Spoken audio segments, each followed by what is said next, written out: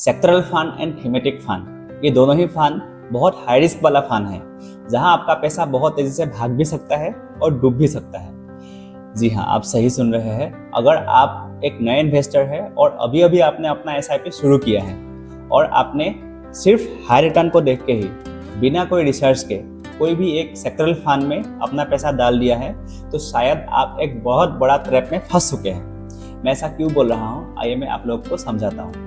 इस वीडियो में हम आगे बात करने वाले हैं सेक्टरल फंड क्या होता है, sectoral fund and thematic fund का डिफरेंस क्या है, दोनों फंड का रिस्क फैक्टर एंड अपॉर्चुनिटीज, और एंड में हम बात करने वाले हैं दोनों फंड में हमें कितना एसेट एलोकेशन रखना चाहिए।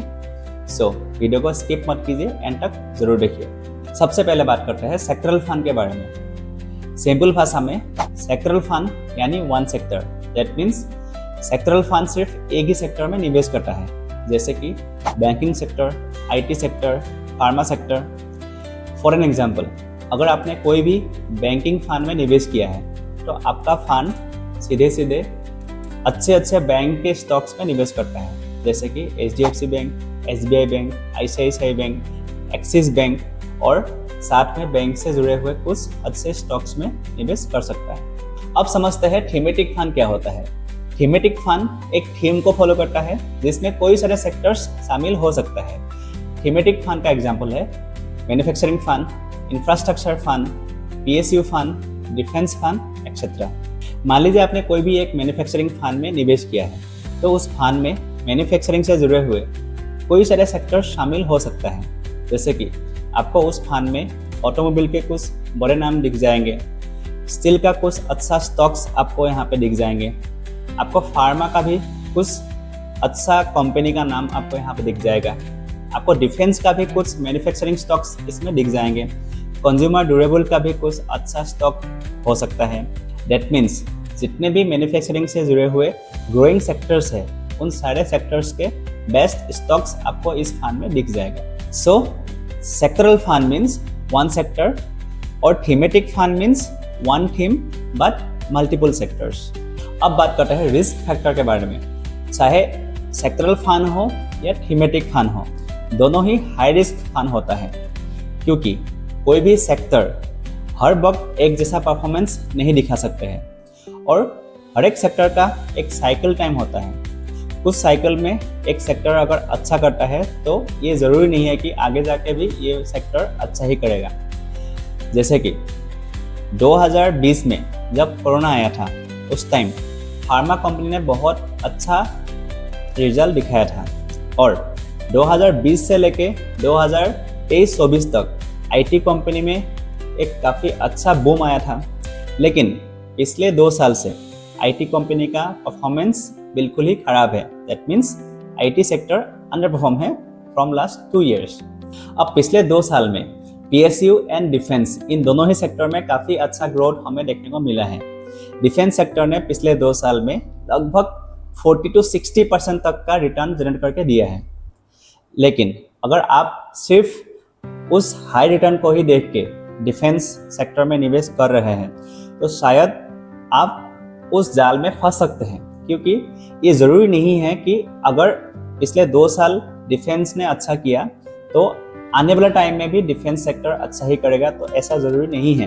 बाय चांस अगले साल में अगर गवर्नमेंट डिफेंस सेक्टर में एलोकेशन अगर कम कर दिया तो डिफेंस सेक्टर वहाँ से गिर भी सकता है, और अगर एक बार कोई भी सेक्टर गिरता है तो वो गिरते ही चला जाता है। तो अगर आपने एक बहुत बड़ा अमाउंट उस सेक्टर में एलोकेट कर दिया, तो अगर उसके बाद ही अगर वो सेक्टर धर्म से नीचे चला गया तो आपको काफ़ी बड़ा नुकसान हो सकता है। इसलिए मैंने शुरू में बोला था कि सेक्टरल फंड या तो आपका पैसा बहुत तेज़ी से आगे बढ़ा सकता है या आपका पैसा डुबा भी सकता है। सो अगर इस सेक्टर में आपकी कोई जानकारी नहीं है, आपकी अच्छी नॉलेज नहीं है, तो आप इस सेक्टर से दूर रहिए। और अगर आपको मार्केट में काफ़ी टाइम हो चुका है और अब आपको हर एक कैटेगरीज के बारे में नॉलेज भी है, और आपने अपने लिए एक कोर पोर्टफोलियो बना लिया है, that means large cap, mid cap, small cap, flexi cap, इन सारे कैटेगरीज में आपके अपने SIPs चल रहा है। इसके बाद अगर आप रिस्क उठा सकते हैं देन आप सेक्टरल फंड की तरफ देख सकते हैं। लेकिन ध्यान रखना, सेक्टरल फंड में अपने एसेट एलोकेशन के सिर्फ 5 to 10% ही आपको इन्वेस्ट करना चाहिए। सेक्टरल फंड में एसेट एलोकेशन क्यों ज़रूरी है, इस बात को आप समझिए। मान लीजिए आपने इस साल कोई भी एक सेक्टरल फंड में निवेश किया है। अगर आपके सेक्टरल फंड अगले 2-3 साल तक अंडर परफॉर्म रहा तो आपका कोर पोर्टफोलियो भी इससे इम्पैक्ट हो सकता है। इसीलिए आपके कोर पोर्टफोलियो को बिल्कुल ही अलग रखना है।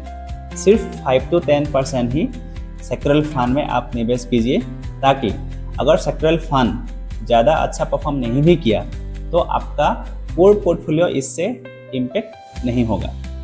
जाते जाते मैं आपको एक सुझाव जरूर देना चाहूँगा। अगर पसंद आया तो इस वीडियो को लाइक, शेयर एंड चैनल को सब्सक्राइब जरूर करना। अगर आपने large cap, mid cap, small cap, flexi cap, multi cap, ये 5 कैटेगरी में ऑलरेडी अगर आपने अपना म्यूचुअल फंड चालू कर रखा है और साथ में अगर आपका मल्टी एसेट एलोकेशन में भी अपना SIP चल रहा है, तो इतना एनफ है।